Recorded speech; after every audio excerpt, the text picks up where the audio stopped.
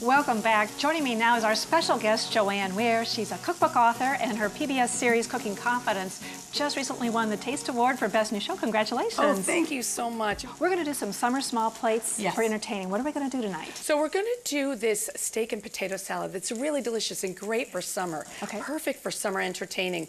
And we've got some steaks that are on the grill. And those are done, Barb. I want to cook those till they're medium rare, so we can take those off and let those rest. We're using these wonderful ribeye steaks, and those will be so flavorful and incredible.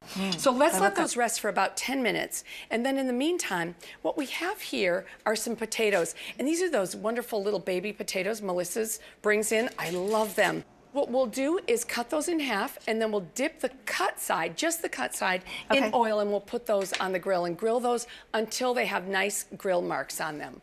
What I'm going to do is I'm going to do this herb mixture that's going to go on the salad. So I have some oregano, and I just remove that from the sprig by just going in the opposite direction, like this. And I would say maybe a teaspoon, 2 teaspoons of oregano, nice fresh oregano. And if you've got it from your garden, that's also great.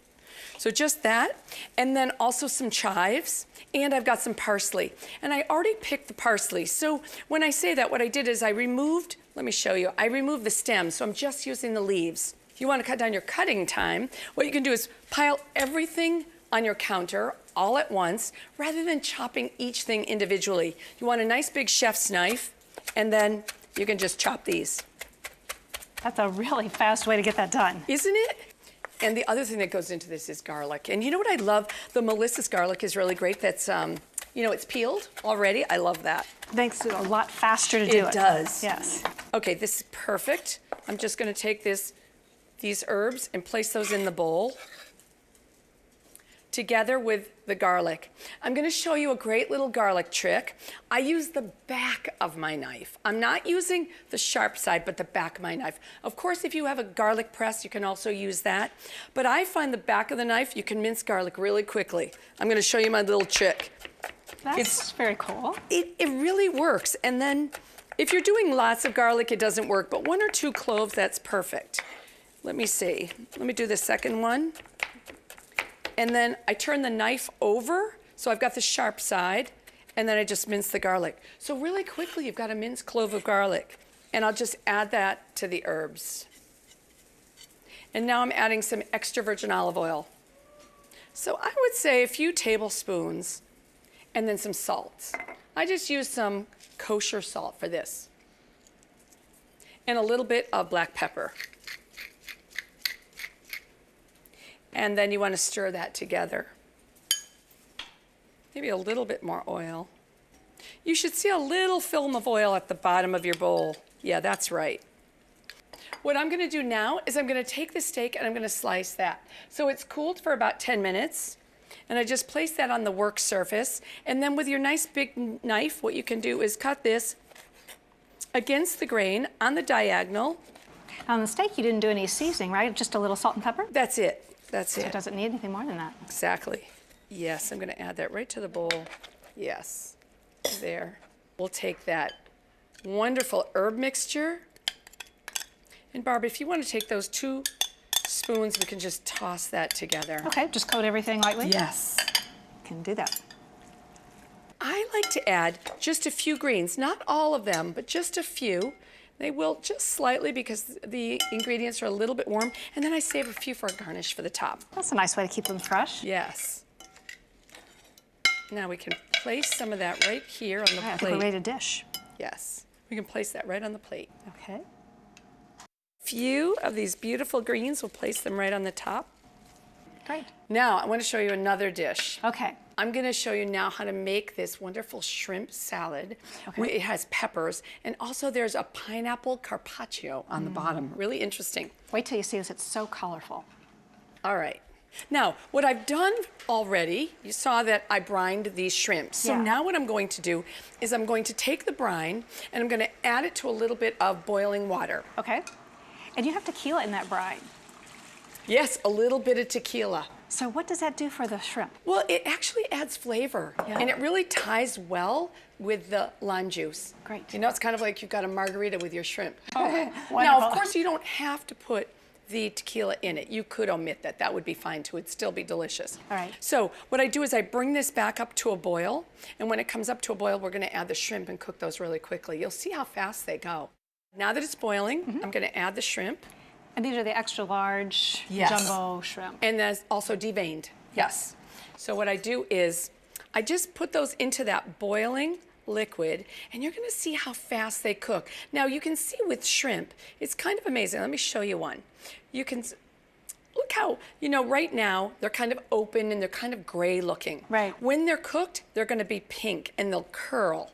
And I think this is a great way to cook them because so often people boil them for 5 minutes in water and they're overcooked. They get tough then. Yes. Yeah. This way they're really juicy and really delicious. So you can see already they're starting to turn pink. Look how already they're getting a little bit pink. Yeah, and they're opaque. And the other thing, Barb, what I like to do is I like to feel them. Feel that. They're firm to the touch. Oh, yeah. Those are done. Yes. All right, so I'm going to turn this off and just take those out with a slotted spoon. And I place those on a plate so they cool quickly. That's a good idea. If you put them in a bowl, they're going to take a little bit longer. Sure. We're going to make the vinaigrette for this, and that's pretty easy. So what I do is I take a microplane and I just zest a little bit of the lime zest right into the bowl. All right. It smells great. Doesn't it? Yes. All right. Take your knife and just cut that in half. And I love to use these juicers. So you just place, and it seems like you'd put it this way, but you don't. You put your lime, the cut side down, right into the squeezer. And look at all that juice coming out of there. I know. It really is a nice, juicy lime. All right, I used about 1.5. I'm adding a little bit of extra virgin olive oil. And the other thing is a little bit of tequila. Now, once again, you can omit that if you want. Yeah. But, and maybe you don't want to serve this to kids, but for the adults, just a tablespoon. It's not much. So does that kind of take the place of a vinegar in this Yes, dressing? and it does, and it really adds to that lime juice. Once again, it just gives great flavor. Yeah. I'm going to add a little bit of salt and then whisk together. I'm going to give you a job. Okay. All right, I can do this. There you go. All right. So whisk that together. And in the meantime, what I'm going to do is I'm going to take the pineapple, I'm going to cut it into thin slices because I'm making carpaccio out of the pineapple. Thin slices, right? Yes, exactly. So paper thin slices, and that's going to be the base to this. You know, you can buy the pineapple, it's already peeled and cored, so I it makes love it that. really easy I to know. do. Yeah, so we have those all the time. I think that's Dierbergs. great. I put this right on the bottom of the plate. Look at these gorgeous peppers that we have. Beautiful, just thin strips of pepper. What we're going to do is we're going to take a jalapeno and add that. So this is going to add a little bit of hot. So if you don't want to have the hot, just omit the jalapeno. So I cut off the top, just like this, cut it in half.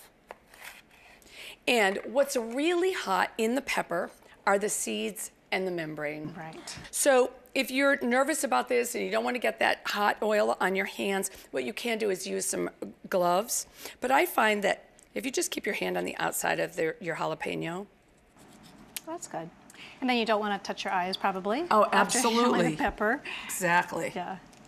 So you just remove, and then I take the pepper and I just tap, and any seeds that are on the inside, well, you can remove those.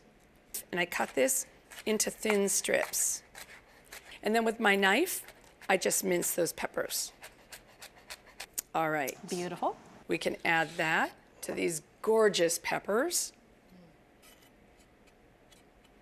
And by now, our shrimp have cooled. That is so amazingly fast. Yeah, Yes. I love this. All right, we add this. If there's liquid on the bottom, don't add that. Just make sure you're adding your shrimp. This is going to be so delicious. I cannot wait for us to taste. And I'm going to add a little bit of parsley and then that vinaigrette. Okay. Pour that right over the top. Okay, I'm going to let you do the honors. All right. All right, we can just place a little bit right on the top.